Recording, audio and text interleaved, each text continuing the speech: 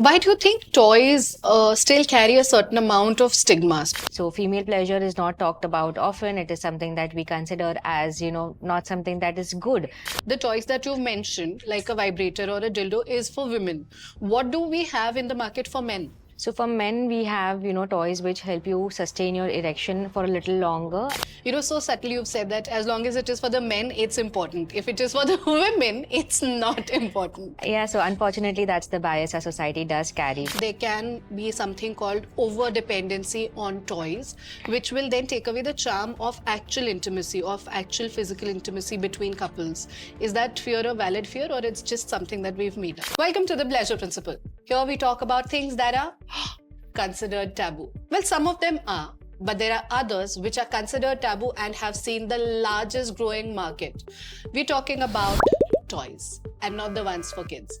Joining me is Dr. Mansi. She's a psychiatrist practicing for over 10 years. Dr. Mansi, thank you so much for joining us again. My pleasure being here. I want to start by asking you what can be defined as a toy, and has it evolved in the few years, or it's been the same?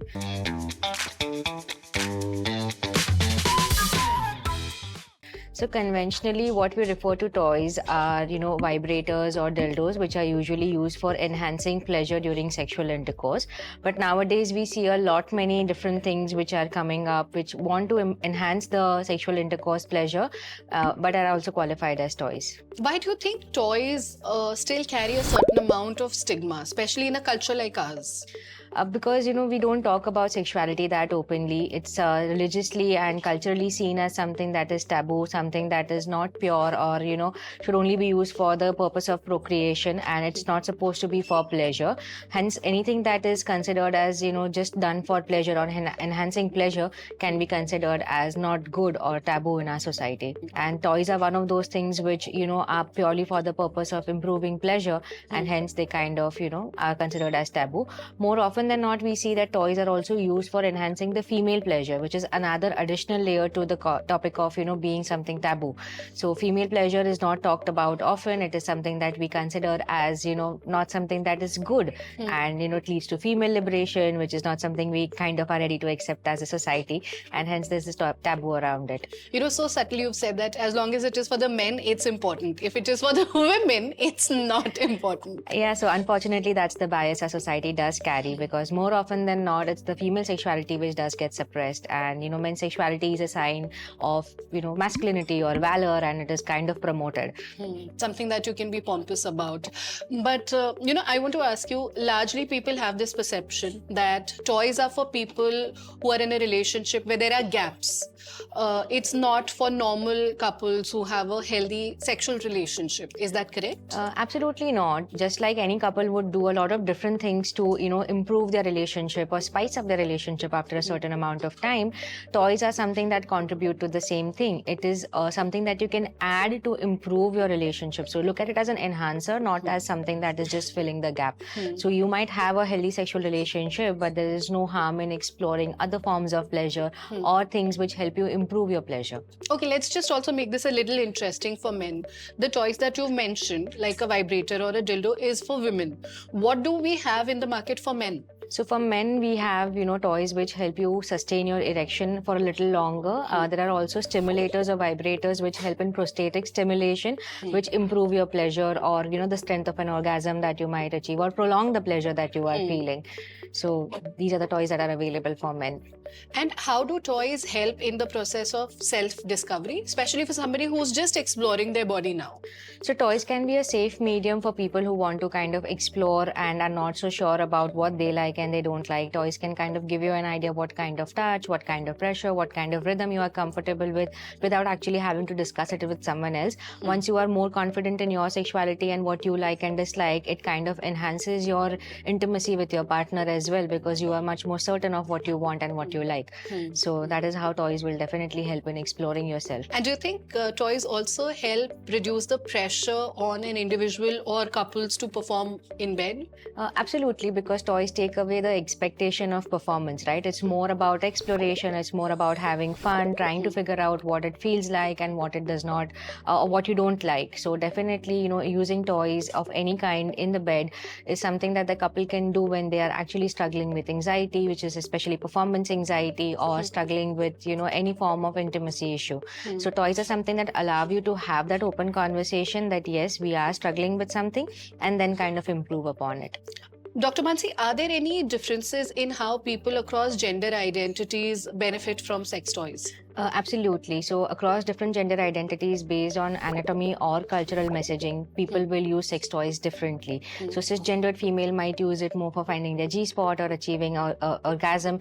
Men might use it for prosthetic stimulation, whereas we see trans people or non-binary people using toys to kind of affirm their own gender identity or explore certain anatomical stimulations and physiology.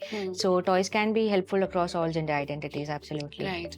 And what are your thoughts on the different kinds of toys that are available in the market? Especially, there are some stimulator-based toys, long-distance toys. Yeah. How does that work? So there are certain app-based toys which are coming, which are especially helpful in long-distance relationships. We very often see couples who are in a good committed relationship or in a healthy relationship, but then are trying to kind of explore long distance, and they are apprehensive because what will happen to the physical intimacy.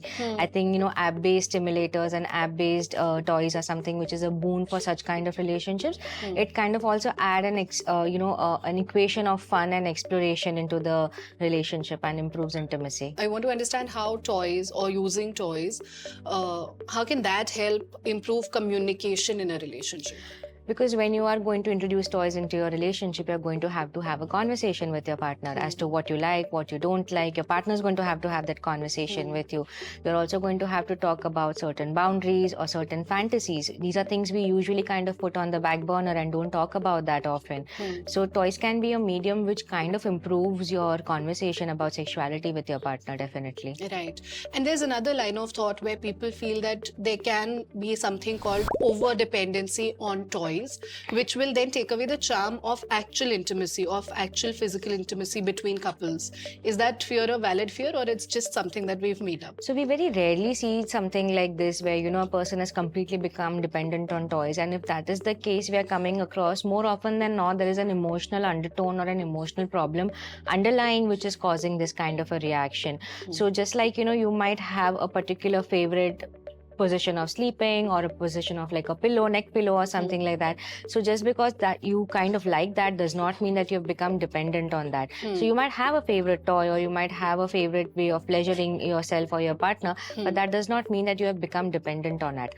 When you kind of cut off all other forms of emotional connection with your partner or with yourself, that is when we would say that, okay, you are kind of becoming dependent on toys, and that is actually an emotional problem and not, actually a problem of depending on toys. That's just a manifestation.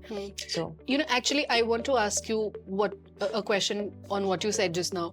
What about an individual who is completely dependent on toys for pleasure, who's not in a relationship, will obviously get emotionally attached to the toy? Like, I know for a fact that girls also give their vibrators names.